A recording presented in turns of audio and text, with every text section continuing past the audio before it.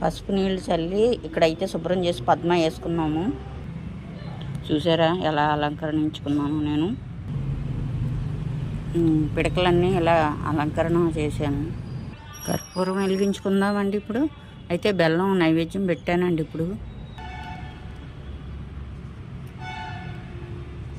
నమస్తే నమస్తే సూర్య భగవాన్, నమస్తే అగ్నిదేవాయ నమో నమః.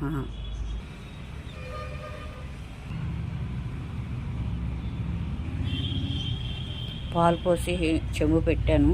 అయితే మనకి ఇంకా చెంబు కిందకి దిగబడుతుంది అనమాట అండి. ఎలిగే కోల్ది కిందకి దిగుతుంది. చూసారా?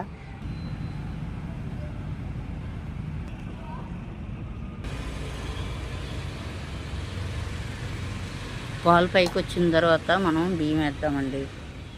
అంటే నేను తవ్వతో తీసుకొచ్చాను.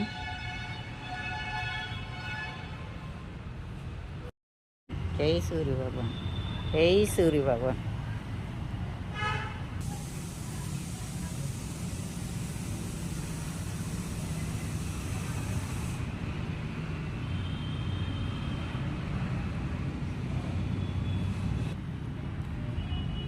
ఇప్పుడు బియ్యం పాలు పొంగుతున్నాయి కాబట్టి బియ్యం వేసుకుందామండి.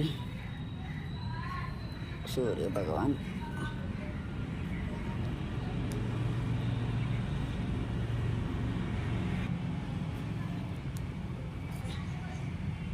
ఇప్పుడు చెరుముక్క దాంతో కలపచ్చండి.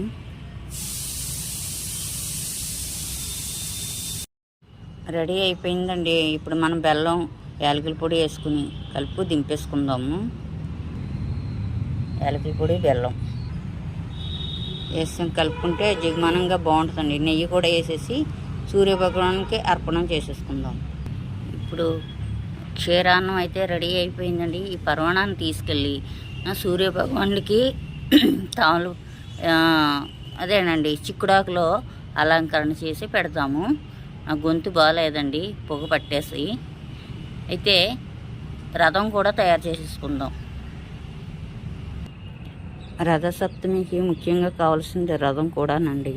రథం కొంతమందికి కట్టడం కూడా రావట్లేదు. ఇట్లాగండి అంటే చిక్కుడుకాయలు అయ్యి ఇలా పెట్టుకుని అరటిపళ్ళు కానీ చిలకడ దుంపలు కానీ గుచ్చి రథం అయితే తయారు చేసుకోవాలండి. రథం లాగడానికి కూడా ఈ దారం కట్టామండి.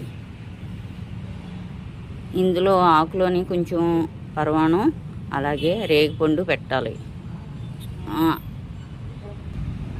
సూర్యభగవానుడికి ఇలాగా పెట్టాలి. క్షీరాన్నం పెట్టిన తర్వాత అగ్నిదేవుడికి